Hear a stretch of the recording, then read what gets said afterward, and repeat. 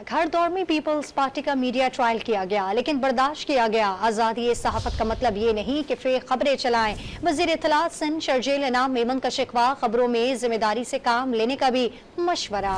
بلوچستان کے لوگ اگر ناراض ہیں تو ان سے بات کرنا ہے، ان کی محرومیاں دور کرنا سب کا فرض ہے۔ وزیر اطلاعات سندھ کا پیغام۔ جس طریقے سے پاکستان پیپلز پارٹی کا ایک میڈیا ٹرائل کیا گیا، پیپلز پارٹی نے برداشت کا مظاہرہ کیا۔ ہم نے کوئی ایک قانون بتا دیں کہ 2008 سے 13 میں یا اس کے بعد جب بھی پیپلز پارٹی کو لے کے آئی ہو کہ نہیں جی میڈیا کی آواز بند کی جائے۔